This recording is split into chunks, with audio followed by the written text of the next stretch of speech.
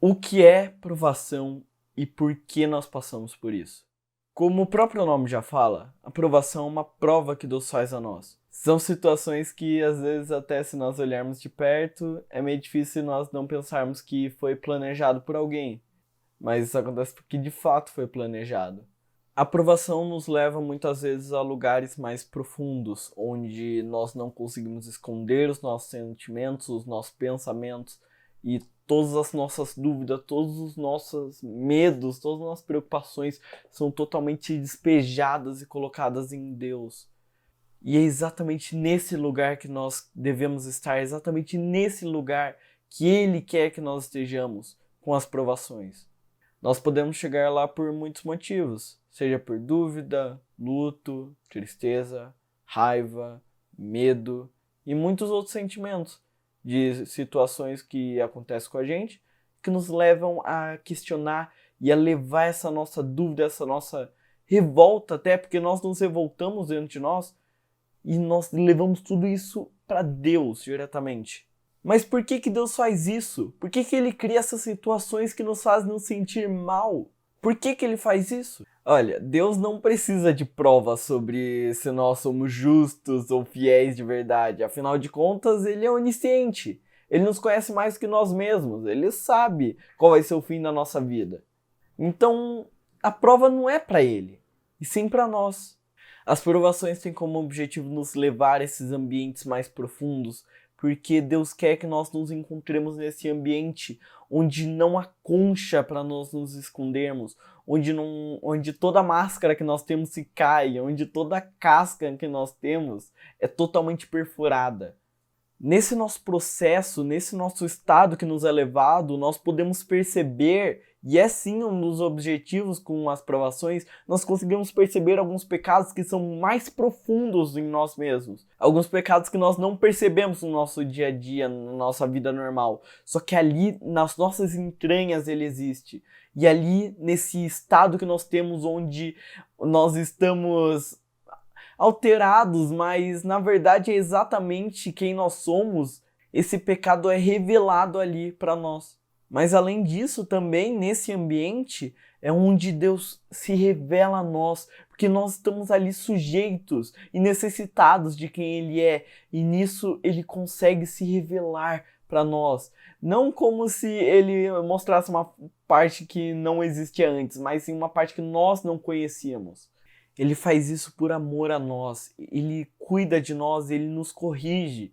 E provações são uma dessas formas que Deus nos faz reconhecer por nós mesmos, ou até por Ele mesmo, nos mostrando o que nós precisamos aprender.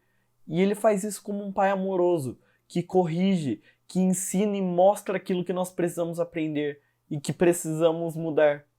Assim, muitas coisas que nós não vamos entender, ou realmente questionar por que Deus fez dessa forma, por que foi assim, por que teve que ser assim. Mas como o caso de Jó, o nosso fim é reconhecer que os mistérios do universo não cabem ao homem, que o homem não é capaz de compreender o conhecimento e a sabedoria de Deus.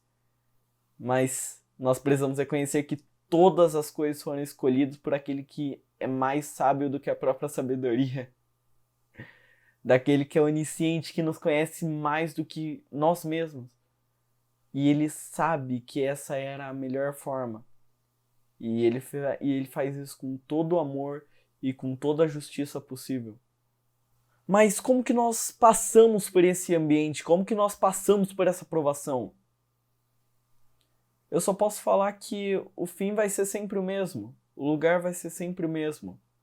Essas provações nos criam algo que a Bíblia chama de um coração contrito e quebrantado. Um coração necessitado de quem ele é.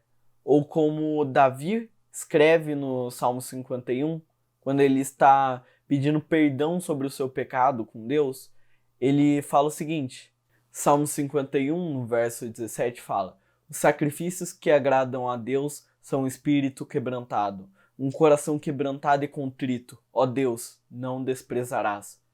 Eu até recomendo você ler esses salmos, esse Salmo 51 de Davi, onde você realmente consegue perceber que ali Davi, ele não tá que nem nos outros salmos. Ele está realmente focado naquilo, ele quer realmente focar em Deus, ele está pedindo perdão ali. Ele está realmente alterado, mas na verdade ele está necessitado de Deus. E é isso que nós precisamos, é isso que nos é formado a partir das provas.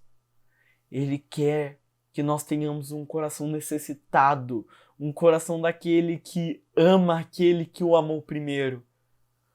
Um coração que reconhece que todas as nossas necessidades, tudo aquilo que nós precisamos, não só material, mas tudo mesmo, está nele.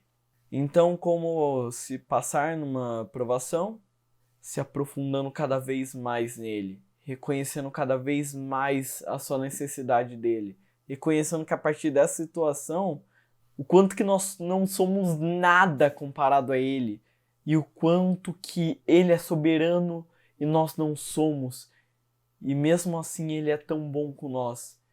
E nós precisamos dele, nós somos necessitados da graça. Mas e o fim da provação? O que a provação gera, além desse coração quebrantado? Bom, vou deixar isso para nossa querida Bíblia explicar. Em 1 Pedro, capítulo 1, do versículo 6 ao 7, ele fala o seguinte: nisso vocês exultarão, ainda que agora, por pouco tempo, devam ser entristecidos por todo tipo de provação. Assim acontece para que a fé de vocês, muito mais valiosa do que ouro que perece ao ser provado pelo fogo, seja provada e resulte em louvor, glória, honra, quando Jesus Cristo for revelado. Ou seja, prova é para gerar orgulho, tipo, eu passei, eu sou... Não. Ele gera louvor, ele gera glória. A quem? A nós? Não, para Jesus. Um louvor nosso para ele. Nós reconhecemos que ele é bom. Nós, eu, você, reconhecer que ele é bom. E nisso dar glória, honra e louvor a todos os momentos. E a segunda passagem em Tiago, no capítulo 1, a partir do versículo 2, onde ele está falando sobre provas e tentações. Aí ele fala: meus irmãos, considerem motivo de grande alegria o fato de passarem por diversas provações.